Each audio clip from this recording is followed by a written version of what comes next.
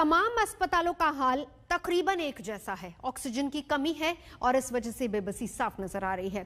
शांति मुकुंद अस्पताल के सीईओ इस वक्त हमारे साथ मौजूद है, डॉक्टर सुनील सागर। डॉक्टर साहब, सबसे पहले तो मैं जानना चाहूंगी आपके अस्पताल की सिचुएशन अभी क्या है?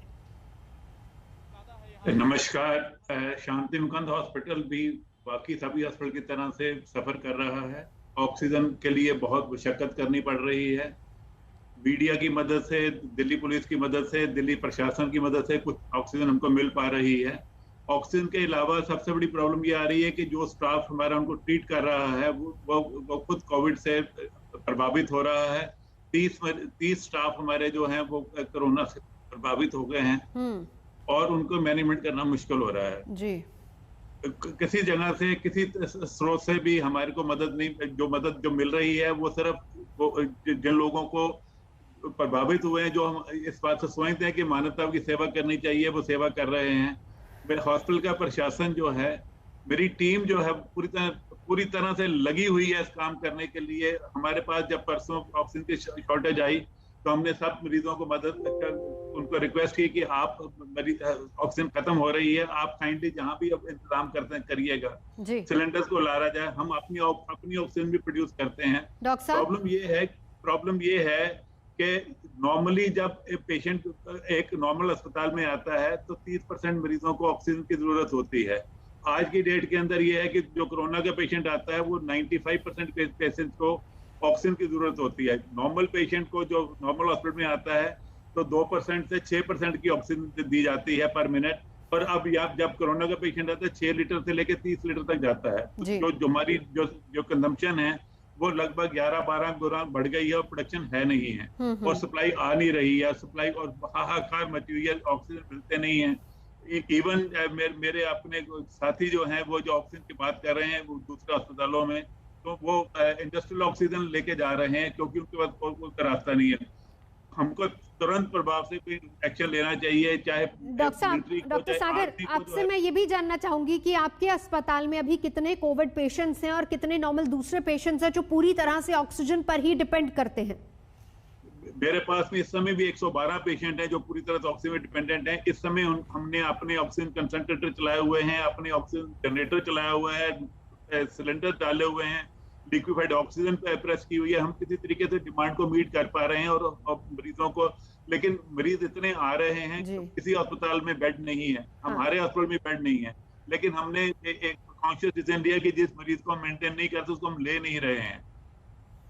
मेरा सुझाव है हमें सरकार को या जो भी एजेंसी इसके लिए रिस्पॉन्सिबल है, चाहे वो आर्मी को प्रेस करें, क्योंकि स्टाफ भी चाहिए, सिर्फ बेड होने से या ऑक्सीजन होने से बात नहीं है।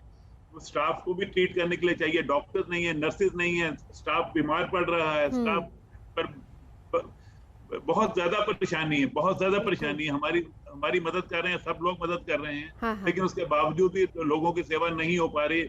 हम लोग जो डॉक्टर्स हैं उनको बने हैं लोगों की सेवा करने, उनको जीवन देने के लिए। इस समय अब देखिए हम उनको ऑक्सीजन भी नहीं दे पा रहे हैं। जाहिर सी बात है, क्योंकि इलाज करने वाले खुद ही बीमार पड़ जा रहे हैं। ये भी एक बड़ा चैलेंज है आपके सामने, क्योंकि एक तरफ तो ऑक्सीजन की कमी, उससे जूझना, फिर उसके बाद जो स्टाफ है उसकी कमी, उससे जूझना, क्योंकि वो खुद ही कोरोना पीड़ित हैं। डॉक्टर साहब, मैं आपसे जानना चाहूंगी, कल प्रधानमंत्री और मुख्यमंत्रियों के बीच में जो बैठक हुई थी उसके बाद इस बात को सुनिश्चित किया गया था कि कम से कम सारे अस्पतालों में ऑक्सीजन सप्लाई ठीक से पहुंचेगी। कुछ इजाफा हुआ, कुछ बेहतरी नजर आ रही है आपको?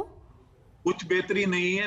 यू सी, मेरा हॉस्पिटल एक ऐसा यूनिक हॉस्पिटल है जिसमें के लोगों की ब्लेसिंग प्राप्त हैं, वो सब लोग मदद कर रहे हैं। परसों जो है प्रशासन इतना जल्दी एक्टिवेट हुआ कि उन्होंने मोदी नगर से जो मेरे हॉस्पिटल में ऑक्सीजन आनी थी वो उन्होंने एक ग्रीन कॉरिडोर क्रिएट किया। उसके लिए दिल्ली पुलिस और यूपी पुलिस ने मिलकर गाड़ी को यहाँ तक पहुंचाया। जो 2.5 घंटे में गाड़ी आनी चाहिए थी वो 1 घंटे में, 1.25 घंटे में यहाँ गाड़ी पहुंची। लेकिन सबसे बड़ी बात जो है, जो कि मेरे साथी हॉस्पिटल जो है इसको रेज नहीं कर रहे हैं, यहाँ शायद उनको प्रॉब्लम नहीं है कि स्टाफ भी बीमार पड़ रहा है, डॉक्टर भी बीमार पड़ रहे हैं।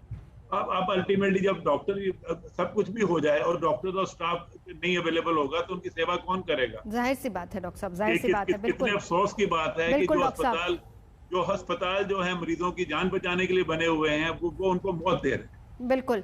डॉक्टर साहब, हम यही कहेंगे, ख्याल रखिए आप अपना भी, क्योंकि एक बहुत मानवता की सेवा आप वहां पर कर रहे हैं और ऐसे में हालात क्या हैं शांति मुकुंद अस्पताल के, वो हम जानने की कोशिश कर रहे थे डॉक्टर सुनील सागर से। इस बीच कई शहर ऐसे हैं, बहुत सारे ऐसे शहर हैं जहां पर ऑक्सीजन खत्म होने की कगार पर है, संकट बहुत बड़ा है ऑक्सीजन का।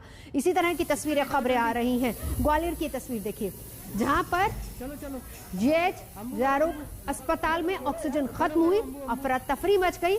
मरीजों के परिजन वेंटिलेटर के साथ ही मरीजों की जान बचाने की मशक्कत करते नजर आए। चलो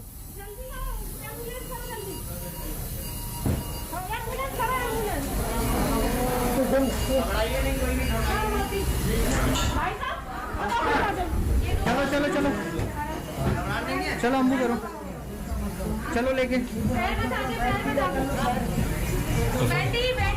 एक अटेंडर सुनो, एक ये बैंडी मत। चलो चलो डॉक्टर साहब, चलो चलो चलो चलो अम्बू करते हैं डॉक्टर साहब। चलो चलो चलो उठाओ उठाओ, कंटिन्यू। और तो थर्ड फ्लोर चलो डॉक्टर साहब, इनको लेके थर्ड फ्लोर और तो करो, शिफ्ट करो, इस पे लिटाओ जल्दी।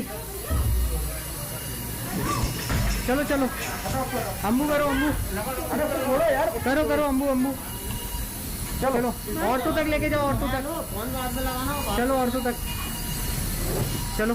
जल्दी आओ, एम्बुलेंस करो जल्दी, एम्बुलेंस करो,